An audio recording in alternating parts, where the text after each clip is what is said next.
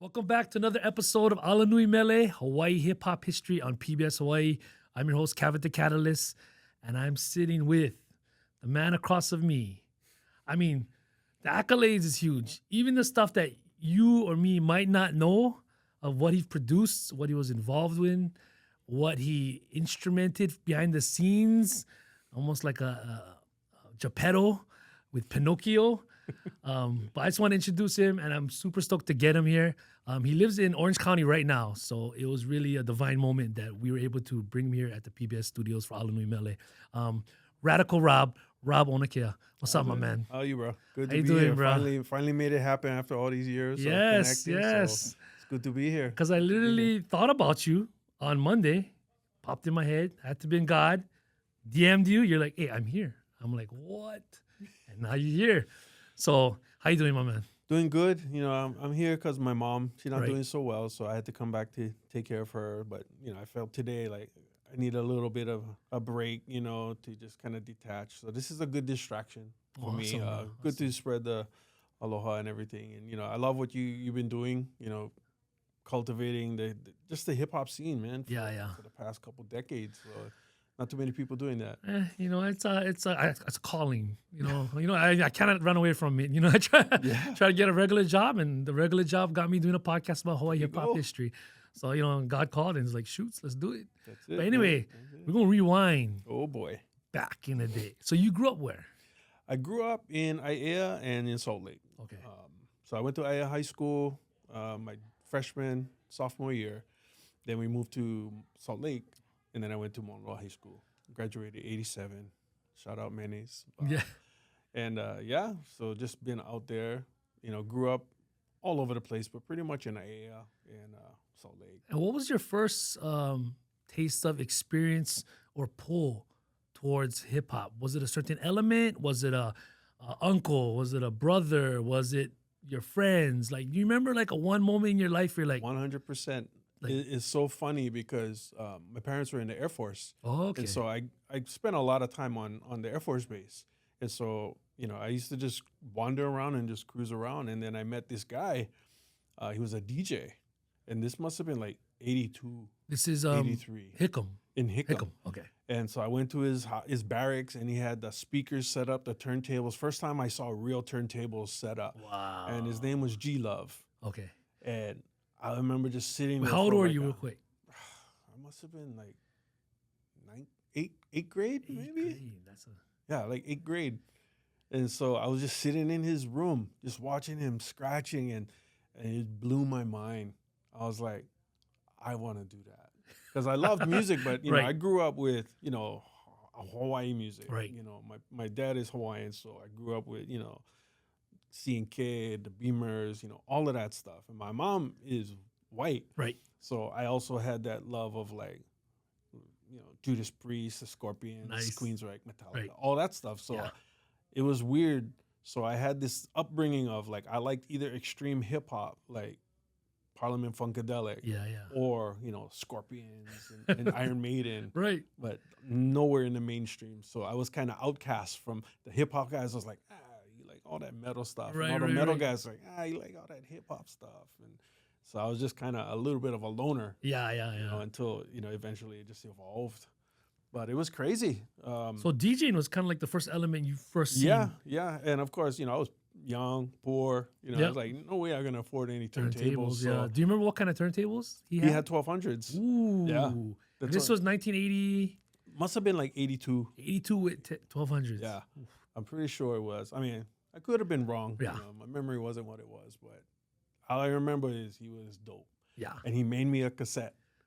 Like he literally just popped in a cassette, push record it, and he just was playing. And I had that cassette, and I would play that cassette, and I would just think I was there Yeah. when he did that. Yeah, shit. yeah. I want to do that. And so, you know, fast forward maybe a year or so, I was going to a high school, Okay. and we had Brown Bags to Stardom. Oh, okay. Yeah. And, you know, that's when breaking and popping started Right, popping right. off. And This was you what know, year? What year was this? That was 85. 85. Okay. Like 84, 85. But this year, Bomb Squad was performing for Brown Bags. Were they same age as you? Older, younger? couple of them was like a year or two older. Okay. Oh, right So, around the same age then. Yeah, because Slick was like 1 year older. Right. But all the other guys in the group were about my age Yeah, too. yeah. So we all was around that same Right, vibe. right. But my boy Dino, Dr. D, Dr. you know, D. he was a DJ. Okay. And I used to go to his house before school, and he would like show me stuff. That's the first time I actually had to touch turntables. And I was like, wow. Oh, so G-Love never let you touch the turntable? No. Oh, no way. Oh, I mean, we all experienced that, right? No way. Like, No, you cannot touch the turntable. Nope. I was just a bystander. Spectator, yeah. But then, you know, going to Dino's house, he lived across the street from our high school. So, This was a local guy yeah. with turntables. Dino, Javier. Okay. He still do sound and DJ to this day. Shout out Dino. Shout out Dr. D. Dr. And, D. you know, so he would go to the house and then, you know, he would show me and then I would like, it's time. You know, I sucked. Yeah, back then. yeah. I had no skills whatsoever. But the passion just grew from there and from there. And so, like, just seeing that and having that experience to get involved with that. Right. You know, it took about another 2-3 years before I could afford my own turntables, and I didn't even have real turntables. Like I had What kind of turntables you had? They were Scott turntables. I never heard of it. Nobody ever heard of those things. Scott turntables. Like there was a little dial Oh. to adjust the pitch. Okay. But you know, you work with what you got. Yeah, And I was pretty decent with them. What kind of mixer was? Do you remember the mixer? I had a Gemini, but then I also had a Newmark. But then I had a Newmark that had a 4-second sampler. Oh, okay. So that was the introduction to, you know, creating beats and stuff. So we would create these little 4-bar loops. And, you know, this group we had back then, the Underground Sound Network. You know, that's what Elite was in it. Okay. Danny, this guy Mike, Big Mike, and we would just do stuff. Underground Sound Network. Yeah. And this was what year was this? And how long did this last? It had to have been like 86, 87. So all still in high school. Yeah, all still in high school. And I was going to school and then going up to Wahiawa during that time, you know, spending time out there. And eventually, I got on 4-track. Oh, nice. And was it a Tascam Porta 1? It was It was a most basic one. And I never forget, like, Chris J was over at the house one day. Hey, wait, shout out to Chris J. So, yeah. Livocated, my Much man. love to him. Much love. He was my brother from another mother, you know. But, you know, we used to hang out together. Right. He was living up Fort Shafter, and, you know, I was in Salt Lake. So he would come by, and then he showed me how to use a 4-track. Nice. Because I was like, I didn't know how it really worked. And he was like, oh, you can do stuff like this. Because I used to have mixtapes from Dre at the Rhodium. And I was like, bro, these are dope. And then he showed me how to do 4-track recording. Wait, so how did you get Dre mixtapes from LA? I don't even know. Was it the military feed coming in? Yeah, through some of the military contacts. Right. And, you know, so we had a small little group, you know, that we would all connect and we would all exchange music. And, you know, we had, you know, the dual tape decks and we would make copies of the copies of them for everybody. So the fact that I had Dre at the Rhodium with Eazy-E and all of them, and like, I look back now, it's like, man, if I kept those tapes, history. Yeah, history. But Chris came over and he showed me how to do those, how to use the 4-track so then I could layer tracks How did you upon meet tracks. Chris J? You know what? I don't even remember. All I know is we always just hung out. It might have been from hanging out at Ala Moana at the bus stop because, you know, all the writers back then, we used to hang out at the bus stop. And, you know, we all would sit around with our books and, you know, having everybody tag their books and stuff. And somehow me and Chris just gravitated together because, you know, he was into music and DJing and I was into DJing. Yeah. And he was kind of the guy that leveled up my music skills because I was like, I would just do beats and stuff. But he was like into Prince and... Was he older? No, he was younger. He's younger. Yeah, he was younger. And from working with him and, you know, learning with him, like how did he get the knowledge of music production that engineering? brother was just gifted, honestly. Super talented. So me and him, he would come to my house in the morning before school. We would just hang out. And he went to school in Kalani. So, like, I don't know how in the world he did that. We were on the city bus 24/7. Yeah, but, you know, we just spent a lot of time learning how to graffiti together, you know, tagging, you know, not that we condone that kind of stuff anymore, but, you know, you go tagging and then we started DJing together. And it was just awesome because then he showed me again how to use a 4-track, how to make mixes like Dre, layers upon layers, scratching over the beats, mixing, and it took me to the next level. And eventually we started, you know, we saved up some money. We bought a drum machine. Wow. Was it like a roll-in or boss? No, it was a Kawai R100. Ooh. it Okay. was a piece of crap.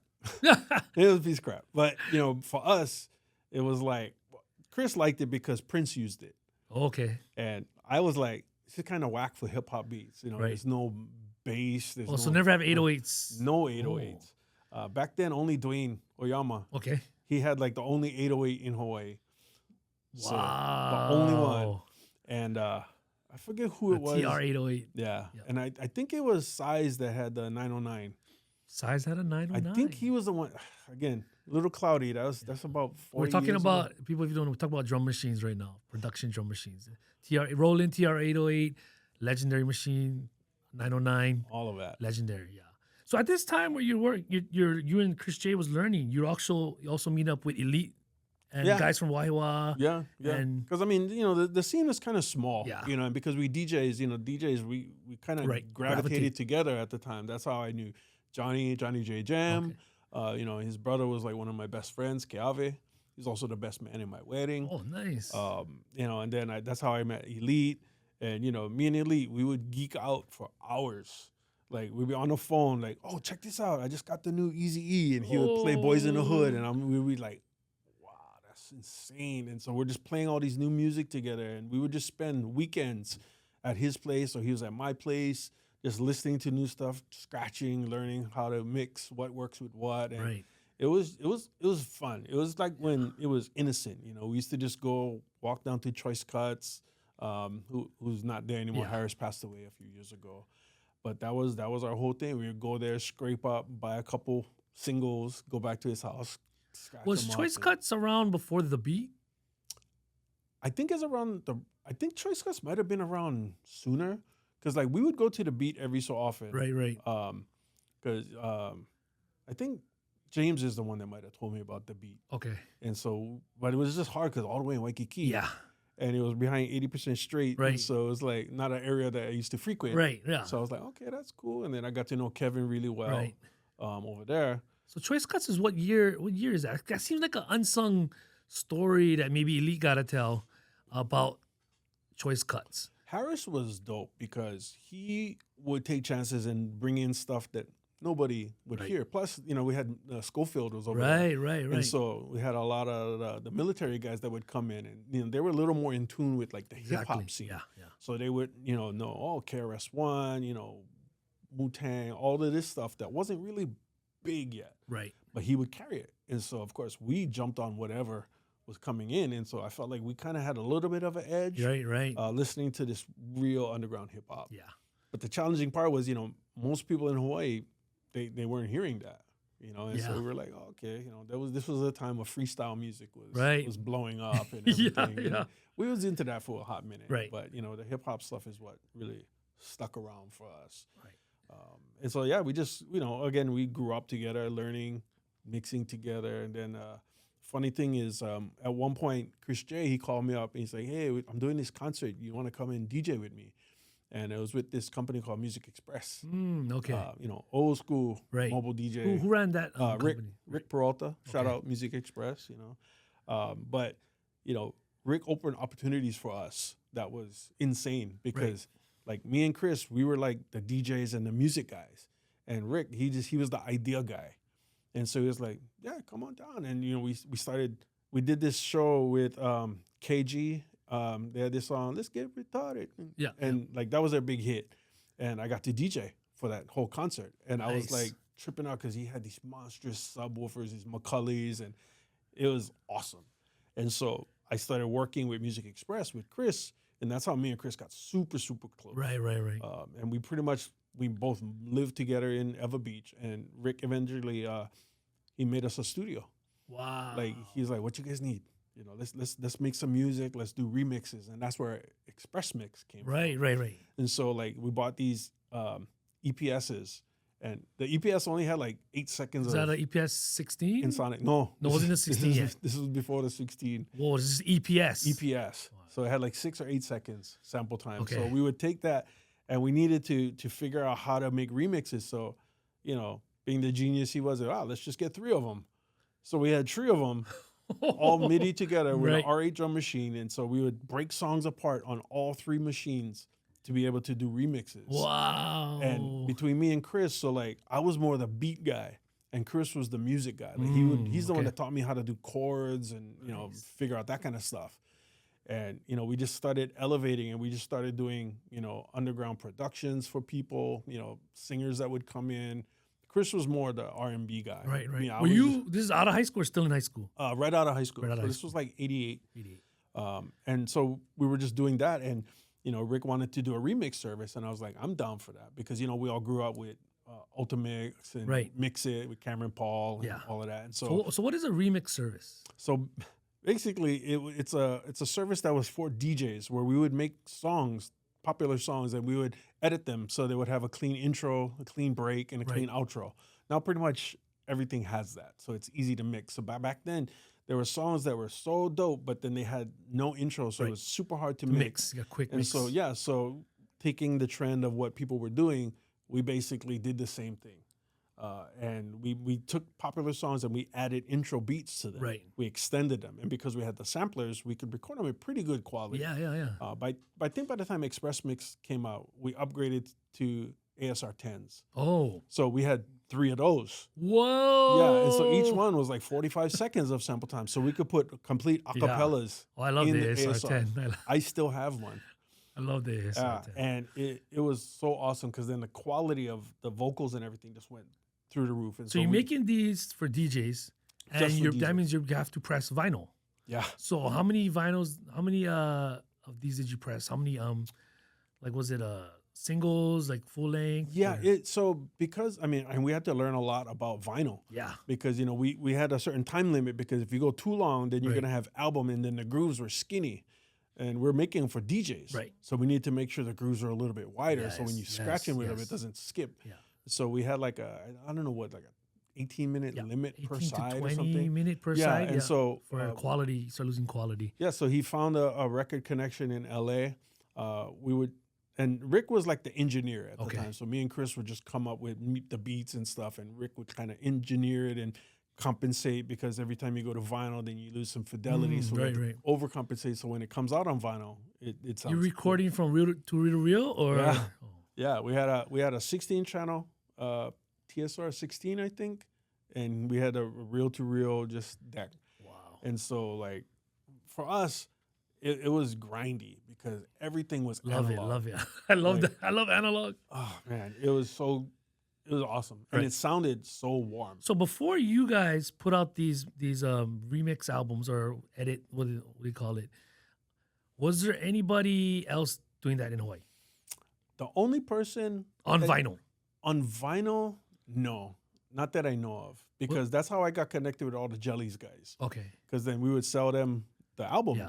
And the thing about remix albums, it's frowned upon, but it's accepted, because it's obviously, I don't know what the appropriate word for it. It's just frowned upon, because you're bypassing the label. Right. And you buy a remix album, we had stuff with MC Hammer, Belle Biv DeVoe, Michelle. You're not paying them anything. No. Yeah. I mean, we're paying them in promotion. Right, yeah. That was how it worked. So 100%. by them having the DJs having easy versions of them, the DJs would play it more. So it would be a catch-22 where they were like, okay, you know what, go, do your thing. And that's how even the majors did it. It's like a gray area. Yeah, very gray area. But so long as the albums were getting promoted, we were good. Plus, we weren't selling like thousands and thousands. Right. How many were you guys pressing? What was the minimum? I think we were doing like 500 or 1,000. But you sell them quick, I bet. But we sold them. Yeah, we had people waiting for them. I mean, I had a friend of mine in Florida one time call me and he goes, hey, listen. And she played my Belle Biv DeVoe mega mix. And they were playing it in Florida. And I was like, that's dope. So it was just a sense, as an artist back then. I mean, I consider myself an artist, even though as a DJ. Definitely. 100%. But it was like knowing that somebody else appreciated it enough to play it. And I was like, wow. So learning production on doing all these remixes is what really educated me on production. Because on the Express mixes, like we always would try and put an artist on it. So the first one we did Legit MC, my boy Eddie. Okay, real quick. So on the remix albums, you actually threw local artists on it. Yeah. Nice. And we would just slide it in like at the extra cut at the end just to have it on vinyl. Yeah. And so Legit, he did this song called Strolling. And I listen to it now, I'm like, it was all over the place. It's like if ADHD was into a song, that's crazy. what it was. All kind of crazy samples. And back then, we thought it was dope. Right. And, you know, he had a line in that. And it's like way out west in a city called High Town, Radical Rob dominate the underground. So I had my What? name on Oh, you wax. could cut it then. And I made it a cappella so I Right. could scratch Radical Rob dominate the underground. Was acapella on the album? No, just that Oh. line that Radical Rob dominate. Oh, so you I used to use specifically that. Yeah. dropped the beat out on that. Just so I could use that during, you know, mix sets Smart, and stuff. bro. Smart. And that's how I got the name on my production company, Way Out West. Because we were like, oh, what are you, West Coast or East Coast? And I'm like, I'm Way Out West. Way out west. So he dropped Way Out West in a city called Hightown. So that was how I came up with Way Out West. And here I am, like freaking 30 some odd years, 40 years later, still Way Out West. Wow. Doing my thing. And so by learning how to do these remixes, like I had to take a very keen interest in how to produce this stuff. So we had like analog keyboards. We had samples of everything, you know, every drum machine we could find. I would borrow it and I would sample it. And we had libraries of drum samples of every drum machine that you could find. And back then, like, you know, nobody had it. So we would go to Easy Music a lot. Yeah. And, you know, I started to, you know, become good friends with those guys over there, you know, Ron and Clay and Brian, they, you know, and sometimes they would let us bring in our stuff and sample the drum machines on the spot. And, you know, super cool. And eventually, you know, I started working there. But, you know, it was funny because by learning how to do that is what really took my production to the next level. Because I wasn't really a musician, right. but that's where Chris came in. Right. And then, you know, he gave me this book that had like all these Boyz II Men songs. So it had all these complicated chords. And I'm like, okay, I don't know how to play those. Right. So I would learn like a B flat minor. Okay, good. Then I would learn like an E flat. Okay, that's my song. Just two big chords back and forth, and you know, with the beats and behind it, and it sounded dope. Right. And so that's how we would start doing productions and stuff like that. But so wait, before you guys released these express mixes on vinyl, let me think. Club Rocks Rock had vinyl before you guys, yeah? Yeah, Dwayne, he released, I forget what the single was, but I know that they were like the premier like dance group back in the time. Because we interviewed Lionel. I saw that. Yeah. I saw that. So was they? So I mean, you could probably recall because you're a DJ producer and you were making vinyl back then. Club Rocks Rock. Anybody before that released vinyl? Hawaiʻi hip hop vinyl? No, not. Well, you know what? I take that back. I think there was a guy J Rock. There was this guy named J Rock. Okay. And Doc J. They were military guys. They were on Pearl Harbor, I think. Okay. And they used to have these big like block parties at this park across from the stadium. I forget what the park is called, but they would just set up speakers and have like barbecues, and they would just be out there DJing. And so he did a single, which I think he might have been the first, but he wasn't local. Right. So still, didn't count. Produced in Hawaii. I mean, produced in Hawaii on vinyl. But I think Dwayne them was the one that came out with the first like single. Right. You know, then with Hawaii MCs, Hawaii production, Hawaii. Everything Hawaii. I'm not taking discredit from anybody in the military because they play an important role. Yeah, if it wasn't for Hawaii them, hip-hop. I would have never met G Love, and I would have never had this fascination for DJing. Yeah. And then real quick tangent because you grew up as a military kid. Yeah. Hawaiian dad, Holly mom, Hickam. What was the importance of the military in hip hop in Hawaii? The influence for us, I think it was just the exposure, because like. If it wasn't for the military present out here, I don't think we would have gotten some of the artists that would come down. Right. Like, I mean, you know, I don't think at that time there wasn't a lot of big shows, but I remember going to see Houdini and Curtis Blow and all of them at the Waikiki Shell. Oh, what? Decades ago, in the 80s. Oh, I've never heard anybody tell me that. Yeah, and, you know, they were there and it was packed. Right. And then, you know, that was kind of the big thing. And, you know, I had lots of military people there at the same time. And then, you know, eventually, I think the Beastie Boys came with Lisa at the Blaisdell. And, and UTFO was there with them. Nice. So we were there for that. And, like, we were just, like, tripping out because, like, this is the first time, you know, seeing real hip-hop artists performing live. And so majority of the crowd was military. A lot of them were military. Right? I mean, yeah, because that's their background. But then, of course, it bled over into the local kids that they were like, wow, this is awesome. Wow. But we just didn't have the, like we had our own culture and background. Yeah. You know, with the music here. Like obviously we have our projects, we have our ghettos, but it's not like Compton. It's not Yeah. like, you know, Baltimore or Yeah, you yeah, know, yeah. in the mainland, but we had our own story. And so because of my upbringing with the remix services and slowly putting my stuff out there, I did a demo tape for this one artist. His name was Hector D. And you know, we used to always just come up with music ideas. And Hector D was from Hawaii? Or? yeah, he was from Hawaii. He was probably one of the dopest dancers. Whoa, In he's fact, a dancer. He was a dancer, rapper. Okay. I did a single with him Right. too. He was on the flip side of the 12-inch for Legit. Oh, okay. And you know, he was like the whole package. It was just like 90, I think. like and he got- Hammer, like MC yeah, Hammer? and he got signed to Robert Clavillas and David Cole, CNC Music Factory. CNC. Yeah, and then brother died. David Cole passed away. Yeah, yeah, And yeah. then when Hector's big bro, he would have if he didn't pass away, everybody would have probably known who Hector D was, because he was like the dopest dancer. He was one of our dancers, Right. And it's like, you know, but I gave him demos, Yeah. and you know, somehow, some way, one of those demos landed up with Michael Bivens from Okay. Belle Biv DeVoe. And then he was like, yo, this is dope. Who did this? And then this girl was like, oh, it was Hector. And then he called Hector, yo, man, can I use this track? And he's like, well, I didn't do that track. Right. My boy Rob did. Right. And this was in 91, probably like November of 91. 91. I remember it because How old were you then? I was 21. And you're just in Hawaii, Yeah, just in DJing, Hawaii, producing. doing my thing. And I remember I was getting married. My fiance was pregnant. And, oh no, we were married by then. And then I get on a phone call, living in Honokahale. He's like, what's up, Rob? This is Mike Biv.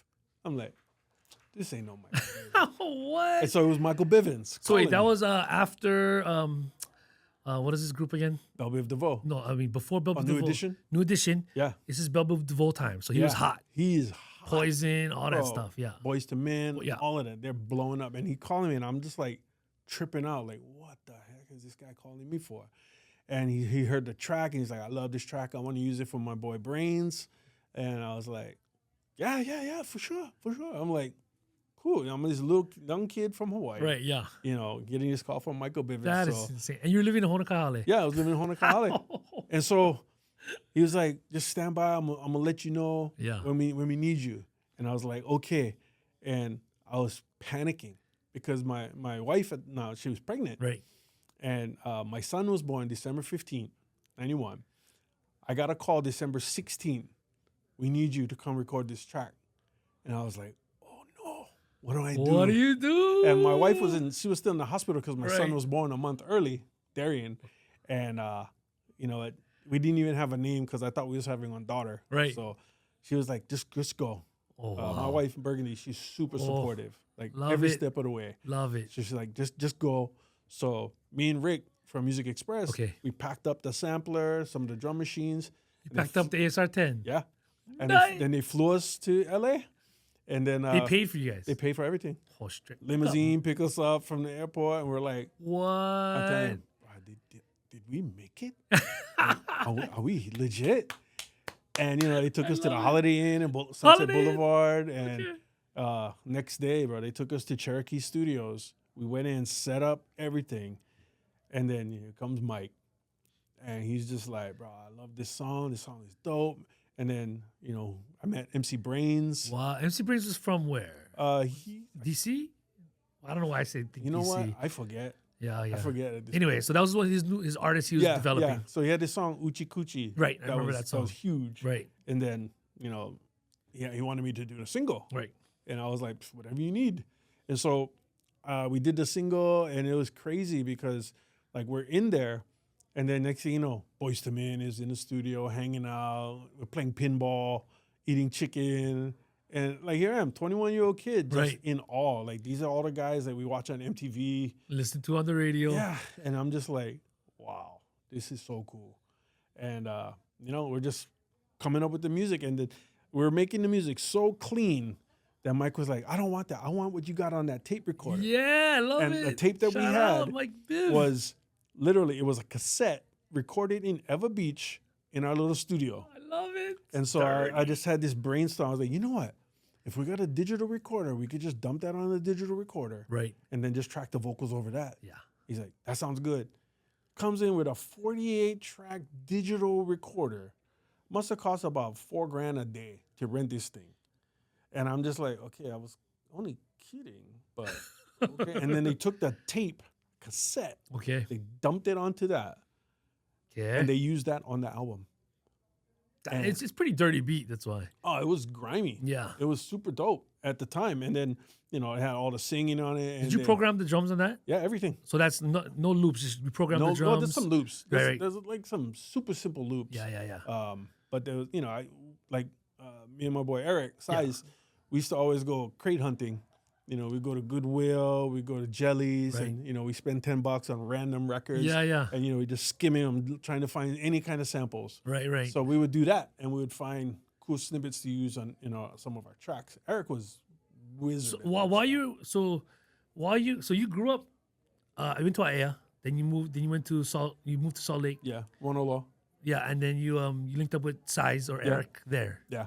Yeah, and that was just through graffiti, hip hop, or We mutual were friends just in hanging school out. together, and because we were both into graffiti, we were both Right. into hip hop and music, and beatboxing was big back Yeah. then. And was he producing back then too? No, he was just a dope DJ. graffiti artist, and I don't even think he was DJing it. Oh wow. And he was just, and then beatboxing became big Right. because we was all poor. Yeah. We couldn't afford no drum machines, Right. and so for Brown Bags in '86, we had a group, and What was the name of the group? Scream Team. Scream Team. Scream Team. And who was the beatboxer? Me. Oh no. Don't ask, bro. The days is gone. And who from was in me. that crew? So it was the name Scream Team. It stood for Steve. There's this brother Steve Scanlon. I think he still lives up here. Okay. This guy Kavika Mersberg. Okay. There was me. There was this guy named Doc Rock. Another old school Doc Rock. Right. And he had his sister Edwina, and this guy Adam MC Glass. Bruh, you are the third person that mentioned MC Glass. Bro, he was the first Kanak rapper ever. That's okay. Ever. So I'm excited right now. Like that's just me. I'm geeking out because Lionel mentioned MC Glass. Yeah. And then from there, Too Shy mentioned MC Glass. Oh yeah. I've been trying to track down because everybody is kind of through all the OGs, through Lionel, Too Shy. Now you mentioned MC Glass from Kalihi, right? Yeah. And I heard he was like the killerest MC. Back then, untouchable. And he went to Farrington, or I think he went to Roosevelt. I think. Oh, so you could actually go from another school and join Brown Bags. Yeah. Yeah. And so Oh. at that time, though, there was only 3 of us in the '86 performance. Yeah. That was just me, Kavika, and this guy Mike. Right. And it was just like 2 rappers and me beatboxing. Yeah. And we freaking won. And we were like, what? And so that To represent what school? Mauna Loa. Mauna Loa. And so we went to Brown Bags that year. And He lost to Capena. No, we lost to Glen Medeiros. Oh, I mean, nothing So gonna we're change like, the love for that. Okay. Yeah. At least he did something. Yeah. Bobby I mean, Brown. I wouldn't mind losing to Kelly Boy too. I Hey, mean, they still Either one killing it. is a good L. Much love to Kelly Boy. Yeah. So for us, it just put us on the map back then. Yeah. But that's how I hooked And you up. came with back Aaron. with Scream Team. Yeah. So that was the first Scream Team, Right. and then the next year we had everybody in the group, and then Chris J. Somehow, Right. I don't even know how that happened, but So wait, like, he so it was in us. so Radical Rob. Were you named Radical Rob Yeah, back then? I've been Radical Rob since 84, 85. And that was obvious. Why you name yourself Radical Rob, right? Because Radical. Was there- back then, it's stupid. Like I think back, like okay, that's kind of a corny name now. But then I was always known as Radical Rob. Right. I was on FM 100 as Radical Rob, Right. producer. So it just kind of stuck with Yeah, me. bro. And It's I'm all like, good. I just embrace it after Yeah, a while. And got so, it. you know what? That's who I was, and Yeah. that's how it goes. But back then, Radical was dope. Because Oh, yeah. Simpsons and Bart 80s, Simpson used 80s. to go Radical, Radical. and I was like, Yeah. yeah. So it's Radical. So Scream Team, the full Scream Team. So Radical Rob, Chris J, MC Glass. Yeah, he was part of it. Like we would do stuff at like Heavens and Masquerades. He didn't come to do the Brown Bags with us. Okay. Yeah, he was adulting at the time because he was graduating. Oh, okay. He was working. Size Eric was on the. No, he was part of our crew, but he wasn't like in Okay, yeah, the yeah. group. Like he was like one of those behind the Right, scenes right, guys right, with right. us, that was always there. We kind of had this cool competition, between us growing up. And I think that's what drove us to get better and Oh, better. you and Size One. Yeah, yeah. Okay. Because, we used to hang out at his house in Salt Lake, and he would come over at my house. Right. We'd be sketching all the time. And, I used to think, yeah, I'm on Eric's level with graffiti. And, I used to think that. Right. But then, I look back now, I was like, yeah, I was kind of whack. Eric was dope, and I was kind of a toy. But, And then he got into DJing and production, and you're Yeah. like, oh my God. yeah, then I was like, okay, you can actually make a living, because I had no idea what I wanted to be Right. when I grew up. It's like, I just So, wanna be a so when DJ. you got the call from Michael Bivens, were you still hanging out with Elite? Were you still hanging out with Size? No, because at that time, I had met my wife, Burgundy. And you graduated already? Yeah, I was graduating. 21, right. And, so I was just kind of starting life. Yeah. going to Stepping be a into new adulthood. father, Yeah. going to be a new husband. I went through all these transitions. And then at that time, my boy, Chris Lopa, CJ Fresh. CJ Fresh. It was his from- birthday the other day. Yeah, Yeah. yeah. And, I owe that brother so much, because, he's the one that introduced me to coming out to church Yeah. and stuff. And, Awesome, bro. to this day, I have much love for Chris. But CJ, I never knew CJ Fresh until he started coming back into the scene, maybe about a decade or so ago. He started popping up again. Oh, right. And then I'm like, This guy mad skills, man. Him No. and POP. And they were like one of the original crews, with him, Keone, the Beat Machine. well, so wait, POP Yeah. is Prince of Percussion. Prince of Percussion. And that was him. That was him, Keone, and Daniel J. I know Keone what was his name? You just call him Keone. I don't Keone. know. And then they were from Halava. Halava Valley. Halava Valley. And so, but the thing that made them unique is Daniel J was their producer. Right. And so, like, Daniel was into house music. Yeah. And Yeah. nobody was into house music back then. Right. But Daniel was pushing them, and they were gigging. They were doing shows at Pink's Garage, Like he was making house beats or he House was, Beats. Oh, so it's that era of like a house kind of like, not say Jungle Brothers, but like I think of Jungle Brothers after- housing. I mean, yeah, because Daniel had an emulator. Okay. Emu. It was the keyboard version. Right, of it. right, Not yeah. the SP12, but the keyboard version. Right. And so, like, they had the technology back then, and so they were doing stuff that. So this people is the were same. This is all kind of around the same time. Everybody. Yeah. POP. The later '80s, early '90s. Early 90s. There's a stage. bunch of crews popping up. A bunch of MCs, producers, all kind of budding. So Yeah. this is like right before the turn of into the 90s hip hop. Then everything was kind of steamrolling for Hawaii hip hop. You could say. Yeah, because I mean, everybody was into it. Right. And of course, Hawaii was probably the hardest place to get into hip hop, because when we're not black, we're Yeah. not Puerto Rican, Right. we're local Hawaiian kids. Oh, And poi so- dog. Yeah, so we felt like we never had a chance. Like, so with Legit, at least he was like black and Asian, so at least he fit the Oh, role. he was blazing. Yeah, so he fit the role, Yeah. and so he had that respect from people. It wasn't like, a local kid trying to rap. Yeah. And so because of the whole Belle Biv DeVoe thing with the MC Brains, Right. that kind of put me on the map a little Yeah. bit more as far as production. So I was able to do stuff with, I was able to work on Fiji's first album. Wow. The 2 songs they did were totally not like Fiji. It's all the R&B hip hop sounding songs. Which songs were that? It was Nasty and Rock With You. On that. And then what year was that? Fiji's first album. when That you must have doing that been production? 92, I think. Wait, okay, so wait, 92 real and quick, 93. let's go back. Legit MC. You guys released that vinyl with Hector D on the other side. Yeah. What year was that one? That must have been 91. Oh, 91. And Yeah. then what happened to Legit MC and Hector? So they were still doing their thing. Right. But I think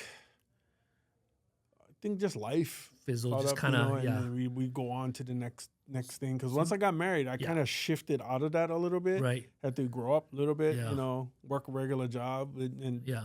fortunately, I was able to go work at Easy Music, Right. which to me was like a dream come true, because I'm working course. with music and then I got to learn so much more about Right. technology and how to program and, stuff that I would have never had the chance to Yeah. learn. So 91. So MC Brains was 91. 91. So 91 MC Brains, Legit MC, Hector D, remix albums, boom.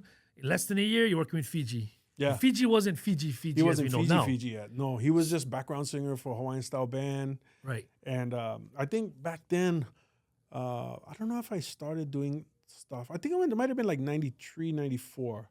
You know, I might have got some of the years, but, you know, a little cloudy. No, I saw Because I remember I got on call when I was working at Easy Music from this guy, Keala. And he wanted to know, hey, we putting together an album. You know, I would love to work with you to produce it. You know, because back then there wasn't a lot of hip hop producers in Hawaii. Right, yeah. Mainly, I think, because nobody could afford the gear. Yeah. Because it was expensive.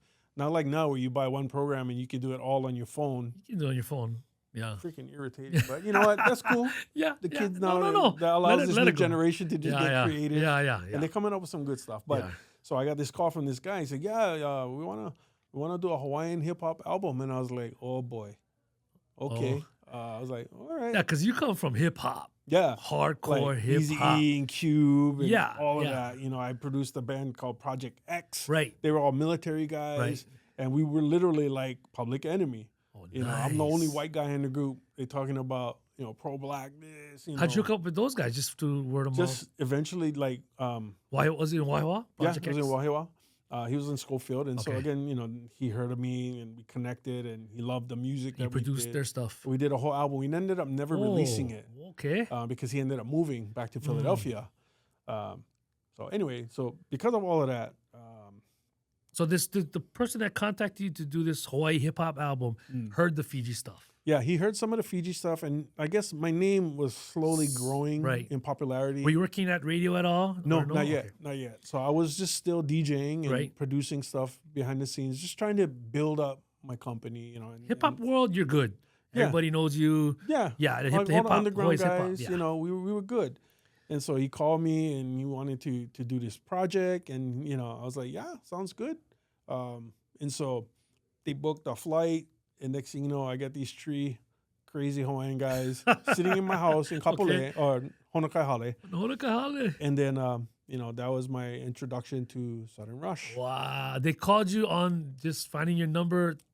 You know, I was at Easy Music working, and he called me there. Oh, Easy Music. And then so, you know, Kwai Chang was he was like their manager and everything. So we kind of put everything together. Right. And, you know, when I heard their stuff, they had this unique vibe. Right. Like, because, you know, I would always hear, you know, local rappers Right. trying to come up and, you know, no shade to them. Yeah, but yeah. most of them were kind of whack. Yeah. Like, okay, brother, you're not black. Yeah. Don't try and be black. Right. And, you know, and then here comes Keala, Shane, and Caleb, and they start spitting their verses. And I'm like, okay, that's kind of nuts. Did they have any demos that they sent you at all? They had a couple demos. And who produced those? You know what? I think they just had basic drum machine beats that they just sent me concepts. Right. And so I was like salivating. I was like, I can finally get an outlet for all my grimy hip hop stuff. Yeah. And you know, we did the first album, Nation on a Rise. Right. And like it was like no holds bar. Like anything I wanted, I like, let's go, let's do it. Yeah. So I was like sampling whatever's, you know, like it's Hawaii, nobody gonna say nothing. You know, and it, I mean, the album, surprisingly, it didn't see like mainstream success. Right. But what we didn't realize is that it started a fire, you know, because of what we were talking about in the songs, you know, Beyond Paradise and, you know, Paradise Lost, and all this kind of stuff. And people Phil could relate Collins to sample, it. Yeah, they could relate to that. Like the way that mainland rappers and their audiences could relate to like NWA and all that. There's an audience in Hawaii that related to everything that they were talking about. Right. And, you know, at first I was like, okay, this might do good. This might not do good. And it changed everything. Yeah. You know, that's when, you know, I coined the phrase like urban island music. Right. And we started doing shows, and we would open up for every hip hop artist that came through Hawaii. I remember opening up for the Fugees. Wow. At World Cafe. World Cafe. And there was only like 50 people there. They weren't blown up yet. Yeah, they just started. Yeah, but it was Lauryn Hill's birthday that night, and we partied with her. I mean, not party, we hung out with her. Yeah. They didn't party back then, right? Oh, so did you know of the Naked Natives? No, I didn't. And MC Frumpy and Elite when they I knew Frumpy. Frumpy, okay. Yeah. So she was pretty militant, Buzz once said, like in the way she rapped. Yeah. But she wasn't integrating the Olelo, or it was a difference there. You know, at that time, I think I was just so fixated on trying to be a husband Yeah. and be a dad Right. that I kind of kept my nose down. You know, like we stayed in touch with certain things, but I was like, well, I guess that part of my life is over. But then here comes Sudden Rush. And Yeah. then, Because you're in Hawaii. We're not in the industry. Hawaii is far from the no, hip hop or any music industry, period. at all. And I was blessed because, you know, MC Brains, he wanted me to be his DJ Wow. to go tour with them. Okay. And I was like, oh, I cannot. That's right, because you just had your kid I just when had you my went up to go son. track the Yeah, song. I was like, I cannot. I just had my son. I'm sorry. Wow. And so I was like, oh, man, did I just shoot myself? Yeah. But I was like, you know what? It's okay, man. I got a beautiful baby boy, beautiful wife. Yeah. Life is good. You know, years later when we was working on the second Sudden Rush album, Ku'e, we went up to LA to mix and master. And I was watching BET, and then boom, I see the MC Brain song on BET. And there's a DJ on there faking all my scratching and stuff. And I was like, whack. Well, couldn't But- be me, but I'm good. But I was good. You know, Yeah. it literally put me on the map of legitimacy. So, Right. you know, then we did the Ku'e album, which But real quick, Changed the what was it like working with Sudden Rush when you first met them?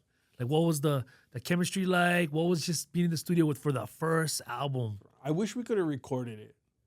Because, I mean, just like behind the scenes. Right. Because we kind of had no idea what we was doing. They had these ideas for all these songs. And I was like, okay, yeah, let's do it. Let's do it. And, you know, back then I'm used to like, okay, we need 12 bars of Right, this, then right, 8 right. bars of this. Yeah. They're like, so how many lines I got to write? This was before we really knew, you know, Bars. and Yeah, stuff. yeah. And I just said this length. And then they would just sit down on the couch and, you know, with the pens and they going for it. And And they're from Hilo. they're from Hilo. They was So- all from Hilo. I always tell people, Oahu is like the LA/New York of Hawaii hip hop. Like, you gotta come to Oahu to kind of like, you know, that's like the Mecca, quote unquote, you know, from the neighbor islands. You know what I mean? If that's the case, then yeah. So Oahu would be like the Manhattan, Yeah. and Hilo would be the Staten Island. Okay. You know, that's where the Wu-Tang came So from. when you that's met- where they came from. Yeah. When you met them, like, what was you picking up from their influences when you started talking with them? What were they influenced off of? It's funny because I could hear, like, I mean, growing up in Hawaii, we influenced by all the hip hop music and that was Yeah, coming yeah. up. So I could hear a little bit of Cypress Hill. I could hear a little bit of Wu-Tang. I could hear a little bit of everything. And so when they were coming up with the tracks, like it just fit. Right. There was touches of Onyx in Yeah, there. yeah. And for me, I was just having fun. It's like, okay, these are actual rappers. Right, they right. know what they want. And, you know, we did the album and, you know, we put it out there. Wow. It was And- that easy. It felt easy. It felt organic. Right. Yeah. It's I know. like we weren't trying too hard. The most fun was we had this one track called Way Out West. And it was just a posse cut. Right. And so we tried to get every rapper we knew Okay. on this track. Who'd you get on it? So we had Yolanda, who 50 years old, she used to dance for MC Hammer. Right. Okay. So we got her on them. We got the A side, Nice. you know, which was dope. yeah. Tried to get Jay. Jay was on there. Jay Park. This Yeah. episode's coming out this month. He's on there. You know, I mean, I in should March. send you the track and you could play his verse. Yeah. You know, no shade, but it was dope for Right, us right, back right, then. right. It was like, wow. You know, Doc Rock was on there. Kilowatt was on there. You know, Eugene was on there. That's crazy. Everybody was on there. Yeah, Everybody. It's funny because at that time, so that was 94. That was, yeah, I think that was like 94, 95-ish. Yeah. And again, it's all a blur. Right. But all I know is we was just having fun. We was just having fun, just putting together stuff. And, you know, it didn't seem like work. And we didn't think anything special. Right, of it. right, It was right. like, we're just making Did music. you get paid at all? Or? Yeah. Oh, they yeah. actually paid. Yeah, we got paid. Oh, I mean, that- because, you know, we kind of went into it like a partnership thing, Nice. you know. And you were know, in the group. Yeah, and I was in the group too as like, you know, as the DJ. So we would do like all these different shows, and I had turntables. I could afford turntables Right. right then, and so we would schlep them out. You remember the first show, first performance as Sudden Rush? We did so much. Like the first one, you remember? Like, was it on Oahu? Was it on the Big Island? Was it opening for somebody? Was it like in a You know dive what? bar? We've done all of that, but to be honest, I can't even remember. Oh, what is the We've done show that you so many. remember then? So many of them. Right. Waikiki Fest was one of them, and it's funny because I have videos of all of these shows, Wow. all on high 8 tapes. Yeah. And I just remember Waikiki Fest was just insane, like in the middle of nowhere in a big island, and the crowd was just going nuts. I mean, I remember doing shows with like Naughty by Nature, Big Mountain. Wow. And, I grew up with Naughty by Nature. I loved them. We was at the Edith Kanakole Stadium in Hilo. And, we opened up for them. And Naughty performed that there. Yeah. Over there. Yeah. It was crazy. People was going off with us, and then they went on. And, Naughty was like on top of the world. Yeah. But it was a different energy. Because, I think for us, because, the boys were so hungry. Yeah. Like, our shows weren't just doing song, what's up, everybody? Yeah. Like, we did like 3-4 songs in a row. Right. DJ breakdown in between. Yeah. Give them a Hip-hop. chance to rest. Like, it was a show. Right. And then they would all come out. And so the crowd, like, we were entertaining. Yeah. Like, I stole the word from KRS-One. We were edutaining them, educating them about this stuff. And I learned so much about my Hawaiian history. Right. Did you know a lot about your Hawaiian history my before? tutu used to teach me like some Molelo and stuff growing up, but nothing compared to, being around Don and Shane them. Because, I mean, they lived that stuff, And so majority of the gigs that we did, we were doing for like Punana all these, and we would support them so much because those are the people, like we would have older people coming up to us and saying, I don't like rap music, but I love you guys. Nice. I love the message. Yeah. And it was a combination, like Keala's, Olelo, Shane's singing melodies. Right, yeah. Caleb's hypeness. Like there was this formula that we were able to pull together. Definitely. And, it was awesome, Sudden Rush's got to be the most successful hip-hop group out of Hawaii. I mean, I can't really pinpoint anybody else. There's a couple that I think that they had their successes. You know? Like Tease, he had. Well, So did Sudden Rush hear of Urban Joint? Oh, that we were doing it all around the same time. Okay. Like, so I remember one of the first gigs Urban Joint did was with Cypress Hill and House of Pain at Aloha Tower. I was there. I produced all the music for them for that show. For Urban Joint. Oh, you produced all the music for Urban Joint? For that show. Oh, that's and great. so he was in the back, and for us, it was just like, bro, we get to see Cypress Hill. Yeah. So it was so cool. Oh, but that's not with. That was before. I think that was before I was with Sudden Rush. Yeah. Okay. So I mean, you produced all the beats for. Yeah, for those, and then eventually they went and did their own thing. Right. Yeah. Because they was from Waianae and different. Yeah, and then they kind of separated with Rough Mode. Yeah. And then with Urban Joint But Tease was always in the loop, and then I was like, when he did that thing with Derek Ramen. Right. I was like, freaking guy, he made it. Yeah. Because we all played Afro Rican. Yeah. Of course. And he did that one, and I was like, wow. And so every so often, like I would be in Burbank when I was living there. I go to the record store and I find his CD, and I was like, I take a picture, I text him, guess what I just found? Like the Hightown DJs. And it's like, it's so crazy. It's Yeah. like, that's history right there. Oh yeah, Tease is able to do it. Like he definitely. He is. And it was awesome because that's everybody's different journey. Yeah. People always wanted to pit. Oh, so who's better? Who's Right. this and that? Like at the time, we didn't care. Yeah. We were just like, bro, we all just trying to make it. Tease trying is to doing his thing. Put Hawaii on, right? We trying to do our thing. All these up and coming guys. Like the biggest challenge was everybody was trying to pit everybody against everybody. Right. Yeah. And it's Like crabs in a bucket. Huh? Yeah. Yeah. And the boys, they didn't care about that. They just Right. wanted to perpetuate the music, and for us, it was fun. Yeah. And I loved it. So off the first album, who did you have any local artists on the first album? Not hip hop. On the first album, Kawi Buluia, Okay. he was pretty much it. That's it. Yeah, because he was super popular. So Yeah. I was like, bro, we gotta make like KDEN radio or something and have him be like the DJ Yeah. and just kind of narrate the whole album. Right. And it's such a crazy idea, but we just had him introducing every song Smart. like a radio Yeah. broadcast. Like raps almost. Like Yeah.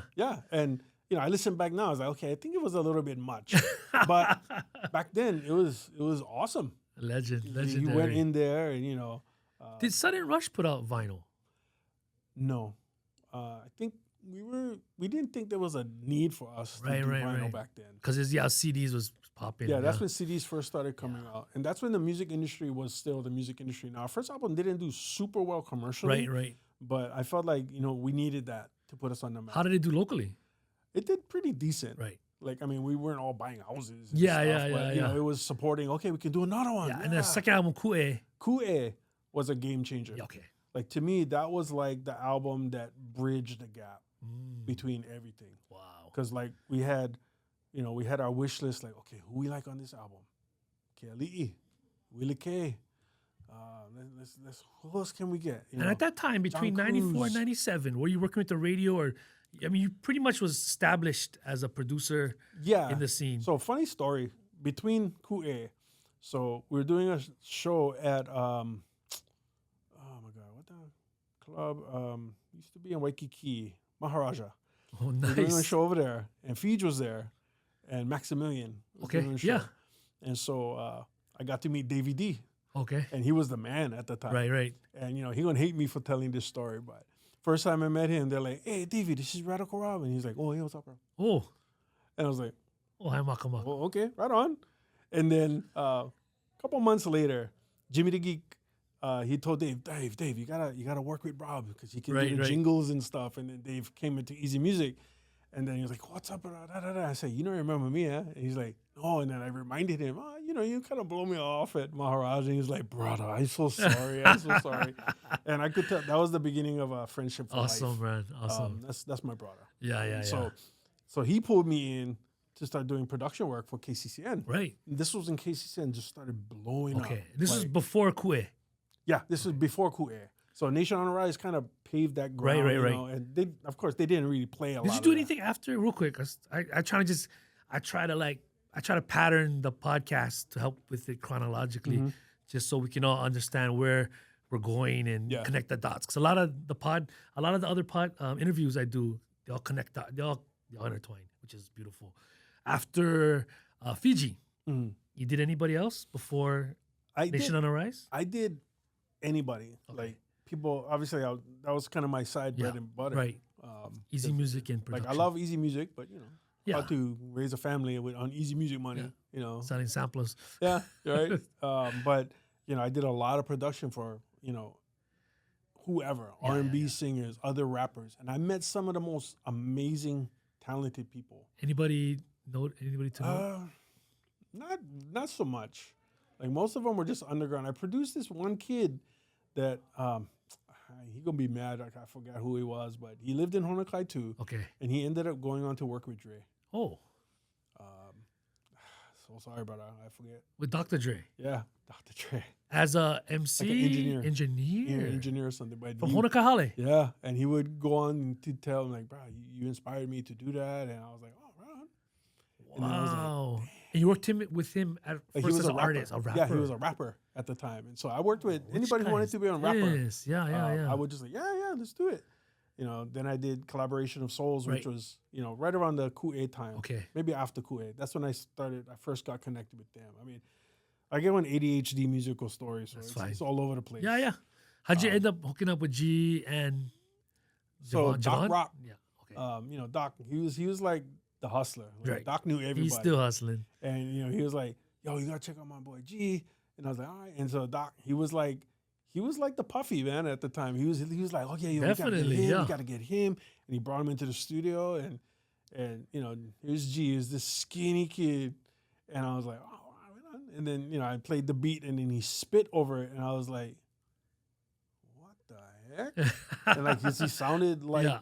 one of these mainstream rappers. Right, His right. flows, his voice, the tone, everything was like sick. And then here comes Javon, and then he puts in his little smooth R&B melodies Yeah, over it, yeah, and I was yeah. like, wow, okay. And so then we started doing demos of them, and then fast forward, we did Kue, which put us on the map, Right, right. with stuff, and Sudden Rush got accepted by the majors, the Okay, yeah. major artists, Right. that came out, and so I wanted to follow up with this Collaboration of Souls Yeah, album. okay, like, yeah. okay, now we did something for Hawaii. Let's try and do something. Let's try and reach to the mainland. Yeah. And we did all these dope songs, and it was good, but Hawaii just wasn't ready for it. Right.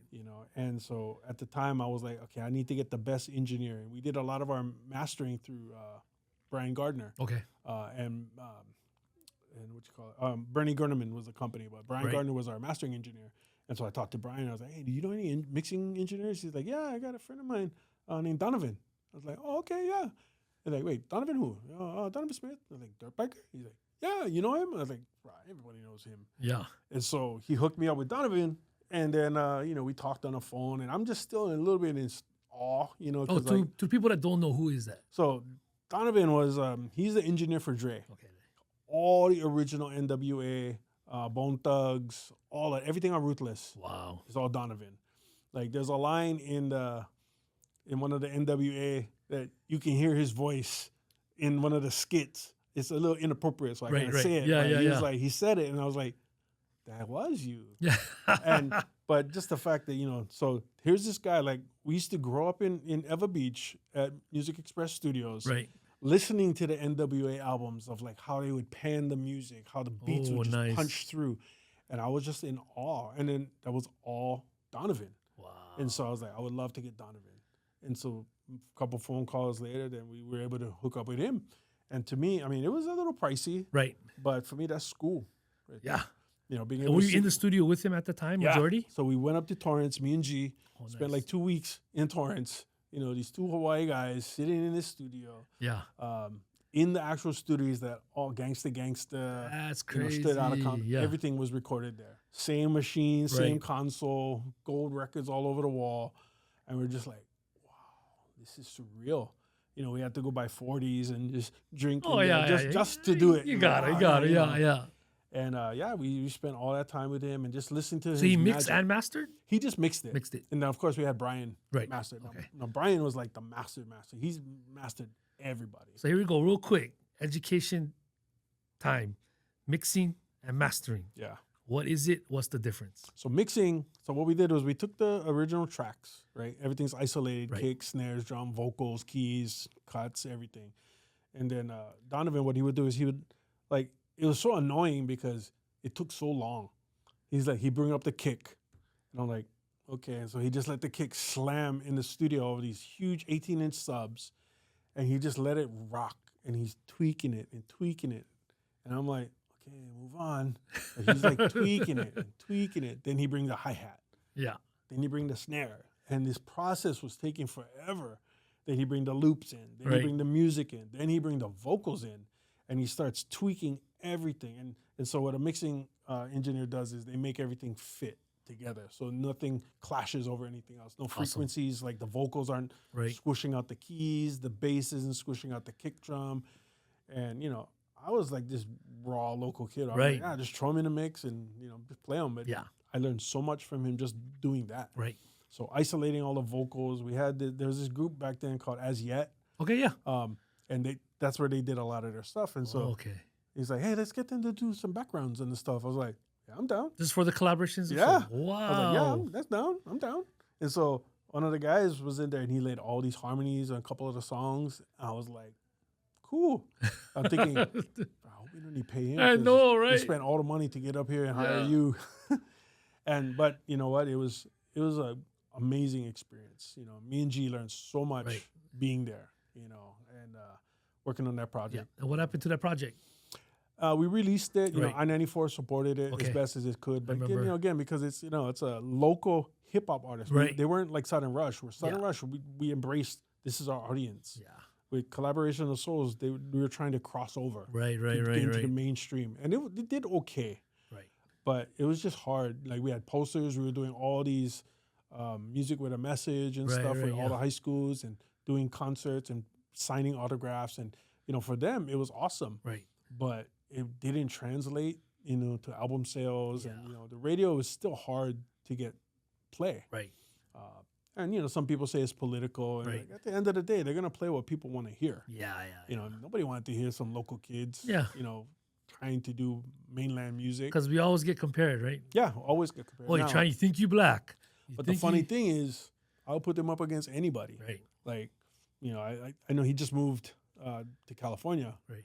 And like, I would put them up against almost anybody. Yeah. Like his lyrical flows are so sick. Still to this day. Javon's killer. Like his gospel vocals are on point. So I'm like, man, one day we'll do a reunion. Yeah. Maybe a 30-year, album release or something. That was awesome. But it was good. Yeah. So you're doing this at this little after Kuwait then. Yeah. So we did Ku'e, and then we did the collaboration of Soul Right. album. And, we did a whole bunch of other projects in between there. Oh, you never bought the two together? No, we did. Oh. So they would do some stuff on their album. Okay. We brought Sudden Rush in on their album. And it was cool because, like, we would do shows together Yeah, in that's Hilo. cool. Yeah. And, KOS, they were a kind of an underground Yeah. group. But we would bring them up to do stuff, and right. support them. It was like all in the family. Yeah, kind of yeah, thing, yeah. And so we had this guy, Junior Danger, this Jamaican rapper. Okay. And we're like, hey, he's legit. Let's put him on. And, Right.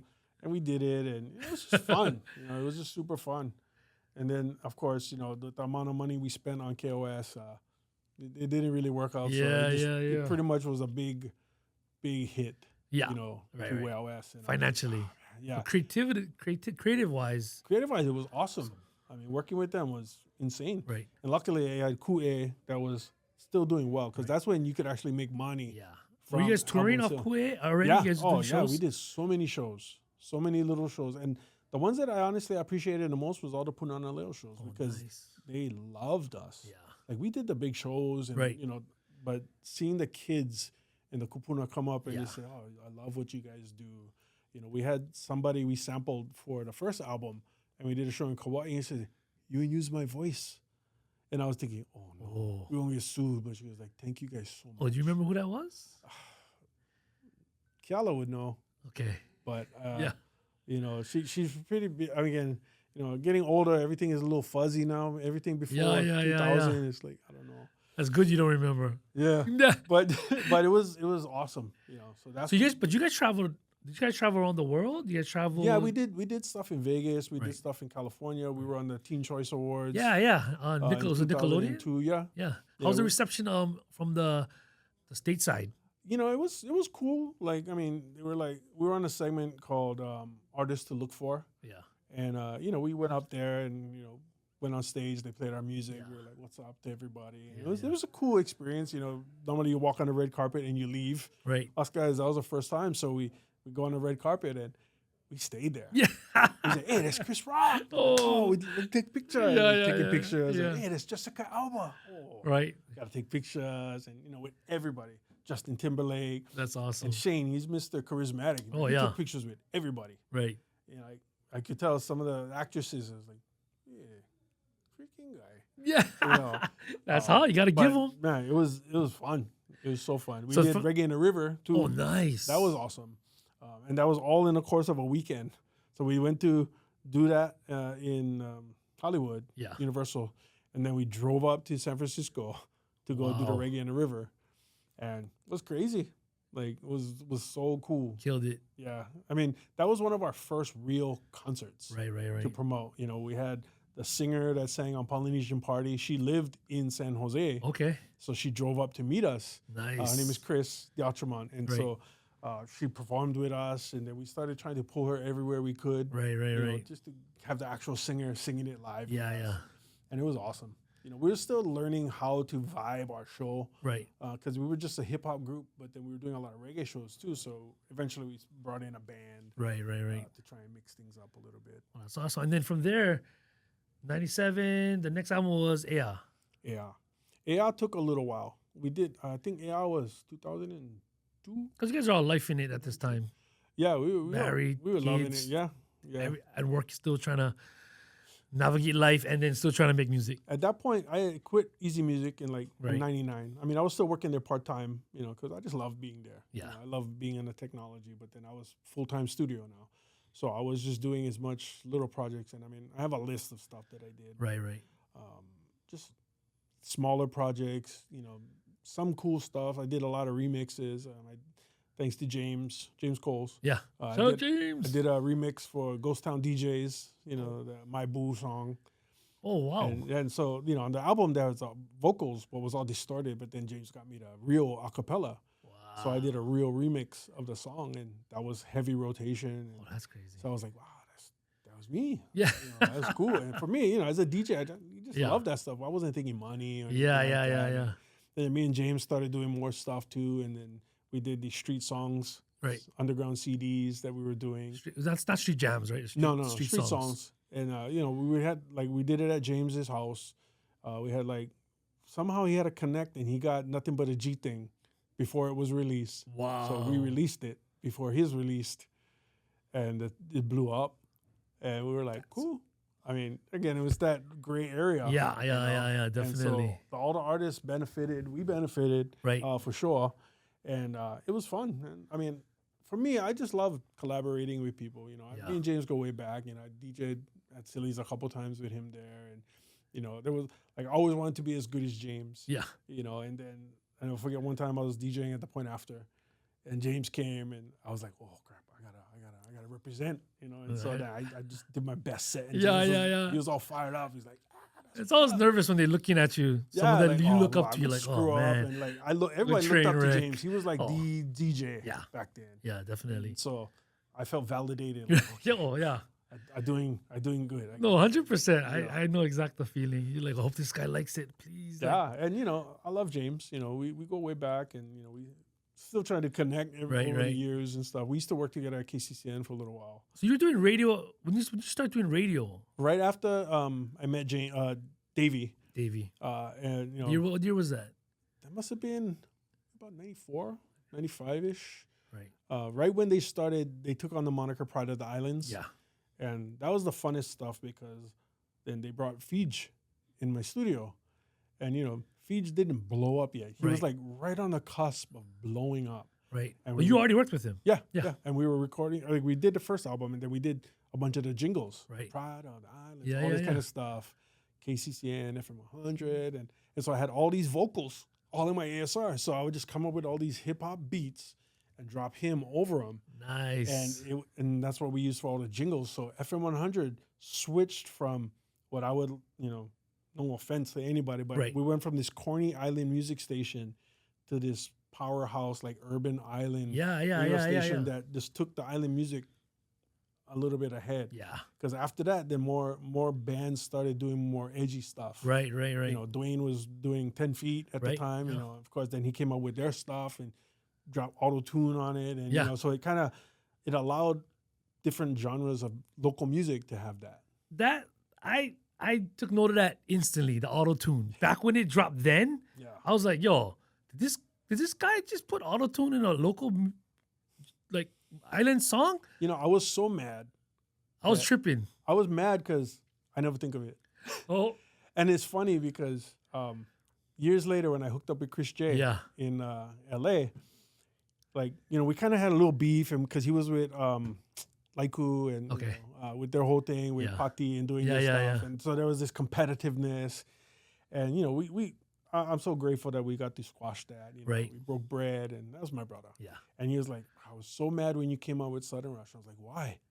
Because I never think of that. Oh. Mixing the old school Hawaiian with hip hop. Yeah. Because he loved all that stuff too. Right. Which is why I think he did what he did with Laiku and Bhakti, and he blew them up. Right. But I always thought back to that, like, man, that was so cutting edge, And so when you think of stuff like that, big time. Because again, shout out to back then, you had to buy every drum machine, every keyboard, every recorder. Now you just have a laptop, you can do it all. Yeah. It's so frustrating. So the run of Sudden Rush was like 3 albums, and then what happened after that? So we did and then it was doing good. Right. Then we did the Pure Aloha album, which was super fun. Vision in Las Vegas. Right. That was with who's on Sean Santana. So we had all the usual suspects. Of artists, yeah. Like everybody I was working with at the time. So we had BET on there. Kaulana Pakele was on there. My boy Pito. He was on there. A couple other artists. I mean, Kawi was on there. Bully, I think he did one song up there. Bonafide. I could forget somebody and they get all salty. Right. So, but it was just fun. It was a fun project. Dynamite got to do his single on top of that. That was one of my favorite songs from him. Produced by you. Yeah, Coming Home. It was kind of like this dance hall reggae vibe. Right. And, he was so ahead of his time. People don't realize. Like Dynamite was. He's one of the best. Like, I would put him up against almost anybody too. Nice. His lyrical flows was solid. It was so fun working with him because you never know what you're gonna get. Someday you get the stoner songs. Someday you get the Method Man songs. And it was just so cool. You should put him and Kilowatts the Mongoose together, make one crew. Yeah, we did. I mean, we did a couple songs, and you could tell it was vibing off of each other. What? And it was like, okay. Because Jamal lives in Hilo now. He lives in a big I island. guarantee they hook up. I mean, I hope so. That'd be an amazing album. I don't know how you keep them all in one room together, but Jamal was hard, bro. Like back then, he was all over the place. yeah. Like I don't know. I think we would have needed Adderall in the studio or something. But brother was magic.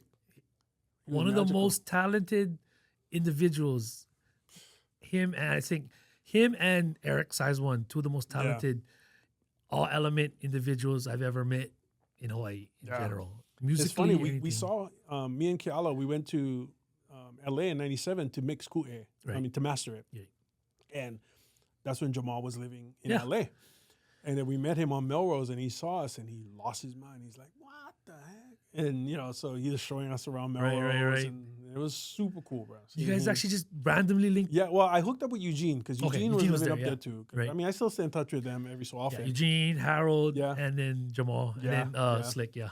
Yeah, Harold was cool, man. Like I used to go see him at his house in Burbank. Right, he used right, to right. live like pretty close to me. Yeah. Right before his wife passed away. Yeah. Roxy, and it was so trippy, man, seeing these guys again. Like That's crazy. years later. That's why I noticed, like, when I had both of them on the podcast, still gotta get Eugene. The Hawaiians that was all up in LA kind of at the same time, which a random occurrence. And I'm just thinking, like, this is insane because that many Hawaiian artists up there just soaking in game. And then they Yeah. all came back, which helped us, my generation, when I came up, because Oh, yeah. they were just kind of like us. There was him, all of those guys, Danny One, all those guys, like, basically opened the door. We took what we could get Yeah. from them and to bring it back. Right. Now we tried to keep certain elements there. Right. We still realize, like, okay, we're not black. Yeah. We're not gang banging. Right. We're not out there hustling. We're just trying to make music. Right. And I think that's why everybody embraced Sudden Rush. So after we did the AR project, because we had separated for a little bit, and then we came back to do AR. Yeah. And to me, that was one of the more fun albums because I had honed my skills. Right. Like production-wise, I think AR's album was probably one of the best. What were albums. you using for production back then? For on, AR? for Ku'e was all in ASR 10 ASR10. still yet. So I would sample the hooks and play Right. them on there. When it came to AR, I was all digital at that point. Pro Tools or No, I was using Sonar Sonar? at the time. I wasn't a Mac guy at the Right, time, so right. I just stuck with that. Yeah, But the creative freedoms that we had, so anything we could think of, we would Yeah. do. And so when we did the album, like one of the cool things, is I was able to get my kids on the album. So when you first turn Nice. on the album, you hear my boys when they were small. Yeah. They do an English version of like, "Hey, check out my new CD. What is that?" Yeah. So- And then Oh, that's your kid. Yeah, it's my son. And then later in the album, then Keala had his kids do them Wow. in Olelo. Yeah. The exact same conversation, but in Olelo. Oh, that's awesome. And it was so cool because I look at them now and they're like, they're all grown up. Yeah. All that kid, my son is 33 years old now. So I'm like, sheesh. But it was crazy. So after, then I ended up moving to California. Right. Had some, the industry was kind of crazy. In Hawaii, Yeah. industry was crazy. Yeah. I won't get into details, but I was blessed to be able to work at BET. Before I left, I did one Right. album with them. I finished Pito's album, Okay. Where Do I Go From Here, which was super cool. Yeah. He's one of my good friends, amazing singer. Right. Short story with that. Nobody ever knows this, but so when I was working on Pito's album, Right. I had to connect with movies and screenwriting, like stuff like that. So I had the screenplay for 50 First Dates with Adam Sandler. Yeah. And they asked us to come up with some songs. And I was like, cool. So we knew what the movie was about. Wow. And so we wrote a couple songs for it. And one of them was Feels Like the First Time from Pito. And, it's all about, falling in love for the Right. first time over and over and over Right, again. right. And, we pitched the songs to Adam and he was like, okay, yeah. And they liked them, but then they shifted directions. Oh, okay. And, of course, that's one of my favorite soundtracks because I've Hello Get 311, Yeah. UB40 Yeah, on it, yeah. everybody. And I'm Right. like, it would have been nice to have Pito on that album. Yeah. But because we did that, so then we called the album Feels Like the First Time. So I always tell everybody, like, it wouldn't tick me off because, it would have been so good to Yeah. have him on the album. But Did they have any local artists on the album? Nicole Scherzinger. Yeah. Okay. This is the only one. Sure. She was with, she was dating the 311 guy, I think, at the Oh, time. for real? Yeah, Oh, this yeah. is some. Yeah. So it was cool. I was like, oh, okay. And I never realized she was from Waianae until years later. Right. I was like, oh, okay. Yeah, I can see it now. She has a little bit of Yeah, tita a in little her, tita. you know, Tita. Oh, which is that's awesome. crazy. But so after that, we just kind of did our thing. We moved, and then, you know, I just shifted gears, you know, Right. focused on being a dad. Right. My kids graduating. You know, I was just stay-at-home dad. I started doing marketing and stuff. You know, all my stuff that I did for, you know, record label stuff out Right. here, I was doing out there. Worked for different companies in LA and different things like that. And, you know, eventually, a friend of mine was in Hilo one day, and he said, hey, hold on, somebody like to talk to you. And it was Kiala. Wow. And I hadn't talked to him for like 15, 16 years. Oh, that long. Like, you know, because when we parted ways, we kind of was like, you do you, I go do me. And, Yeah. you know, it was cool, but it was like, you know. It was a good run. Yeah, it was a good run. But, you know, my wife, she hated the music industry too, because, you know, it's a crazy industry. It is crazy, especially if you like stay married kids. Listen to that one. Okay? Yeah. So, you know, I gracefully backed out. But then, so I flew up to Hilo and hooked up with Shane. And then Kiala was there. Caleb was kind of living on Oahu at the time. Right. He was, you know, he's doing his thing. And we just went ho'oponopono. We talked things out. And, you know, it was a good time of healing. Right. And, you know, I missed them. And then Shane, first thing, so you here? We here? Let's make some music. Nice. And I was like, whoa, bro, we just became cool again. Yeah, Let's enjoy this for a little bit. Right. And so, you know, we started talking more over the next couple of months. And then we started working on the new album. Wow. And the ideas just started coming like nonstop. But we had like 19 songs done. And like I kept coming up with ideas for stuff. I'm like, hey, what you think? Hey, what you think? And they were writing stuff, and you know, they flew me out to Hilo, and we recorded most of it, and it was so cool. We were like, okay, we're gonna get these artists, different artists, because we had our wish list. Because you know, we had Kelly, Amy, and now you can John kind of Cruz. choose and pick who you like. And so we had the certain peoples that we wanted to, and you know, at the time, people were all down, but then when it come time to do it, nobody came true. Hawaiʻi style. And part of me, I was kind of bitter. Right. But I was like, Understandable. but you know what? We don't need them.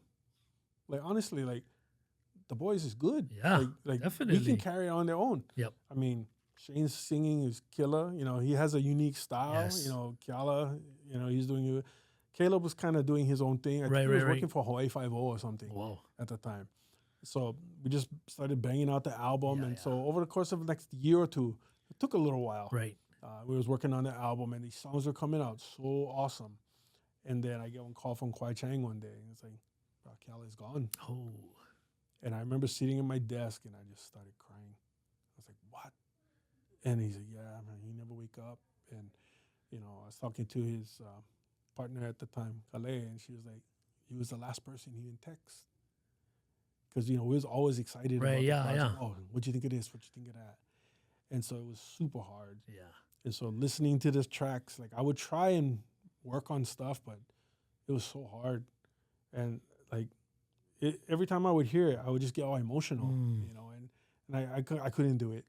And so I told Shane then, like, brother, pause. It's all for you guys. Yeah. Oh, I cannot, you know, the memories, like even now, because I listened to some of the stuff, and thankfully, you know, Shane was able to release them. He worked with Star from the Steppas. Right. And they would reproduce some of the tracks, and they released the album. Yeah. And, you know, I think it was pretty well received from everybody. But even now, I get a hard time hearing them, because every time I hear Kiala's voice, it's like, oh, man. You know, it just sad, you know. So I felt like, you know, that album ran its course. Right. You know, but it was good. I think kids today, they still appreciate it. And now, you know, Davey D was telling me it choke people now doing, you know, na mele paleo leo now. Oh, yeah. And I was like, it's big time. And he's like, yeah. It's almost norm now in the industry. Yeah, a lot of it has been adapted into it, you know, into the music now, That's into the thread of Hawaiian music. Sadly, I don't hear any of it. You know, being in LA, like I don't hear much island music. Right. You hear what's popular. Yeah. You know, so all these underground Hawaiian rappers, like, I'll never know who they are. Yeah.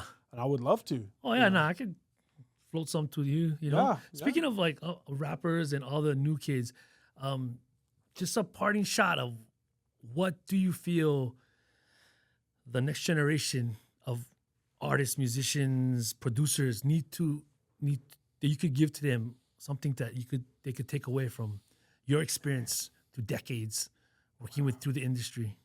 Just love what you do. Parting shot.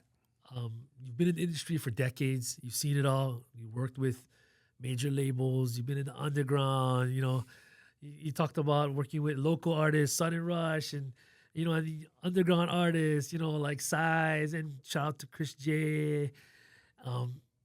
What is something that you could leave or give to the next generation of MCs, DJs, producers, singers, just like of what you could deliver to them so they could, you know, kind of help them navigate, you know, through the music industry. Yeah. You know, the funny thing is that the industry has changed. Right. You know, and it's constantly evolving. So the kids today, I think they have a leg up on everybody because, you know, now you can produce something and in 30 minutes you throw it up on Instagram and you can get feedback right away. Biggest thing, bro, I always tell people is just enjoy it. You know, have fun. You know, you use that process to express yourself. You know, because we feel a lot, especially this new generation with the political climate of how everything is at. Like, whether you believe it or not, you have a voice. You know, you can use that voice to either suppress the fire or pour gasoline on the fire. Yeah. You know, people gonna listen. You know. And you might not think people listening, but people are listening. Right. You know, like when Sudden Rush came out, we were a voice of like the next generation of people. Now they're all my age. We're all 50, 60 years old. And it's like, oh, sheesh. But then now these younger guys, they have the ability to just really help, you know, to pave the way, to, you know, do their thing. And, you know, I think so long as people realize, like, you cannot do this, so I want to make money and I want to go on tour. Like, you just got to do it for the love of it, and all that stuff will come. Right. You know, just put like-minded people around you, surround yourself with positivity, and you know you can do so much. What I noticed is through this interview is you mentioned the word fun a lot through the whole process of you doing the Sudden Rush albums, and I feel like that is something that needs to be said, that you gotta have fun making the music. Oh yeah, I mean that's, to me, I was just telling my wife, like, I miss just sitting in the studio. Yeah, I get one idea. What do you think of this beat? You know, like I think of Shane. You know, like Shane, you get freaking million ideas coming out of his head. And I'm like, what do you think of this? He's like, oh yeah, I get something for that. And he's writing. I'm like, oh. You know, Calla was the same way. Right. And you know, if we work with people that vibe with you like that, it's just fun. And then you can come up with, you know, different ideas. Mana was like that. You know, he's super creative with his stuff of mixing old school with the modern. And I think, you know, if you come up with something that people just want to hear, you know, it's good to be yourself, you know, and express what you feel and everything. But, you know, you also got to remember you're speaking for your generation. So people are going to want to hear what you have to say. And the older people, it's never going to make sense to them. It's never going to be relevant. Old people used to be like, Sudden Rush, you guys not going to last. Yeah. But, you know, here we are. We still here. Yeah. You know, they still here. Yeah. You know, doing their thing. They still doing shows and stuff. But I think it's a voice that's going to last, you know. And it's timeless. You know, music is timeless. Like, you might not think of it now. Like, you could be coming up with beats in your living room, and then 10 years from now, you could be doing something else and be like, wow, I remember when I did that. Right. And it just brings you back the memories, and, you know, just especially with Hawaii. Right. You know, because things are changing so much. The culture here is so different. I come back at least once a year to see my parents and my family, and Hawaii's changing. Right. You know, it's getting closer and closer to being like a Los Angeles, Mm. you know, which is kind of sad. It's still beautiful. Right. I still miss swimming in the ocean. The local food is awesome, but the environment is changing. So, of course, the artists now, that's what they're going to talk about. And it's important because you got to document this. So, yeah, I think that's the best thing, you know, they can do. Right. You just, and again, have fun. Yeah. You know? And they're not going to spend as much money as we did back then, because now, let me get my phone and record this on, you know, AI. Yeah. Don't even get me started with the AI stuff. It's a whole other episode. Yep. That's when you return next year. We'll do another one. Yep. A follow-up. Yeah. Hey, my man, I really appreciate you coming through. No problem. Radical Rob Onakea, mahalos for coming through. ALANUI MELE, Hawaii Hip Hop History on PBS Hawaii. This is your host, Kevin the Catalyst. Check you guys later. Peace. Hello.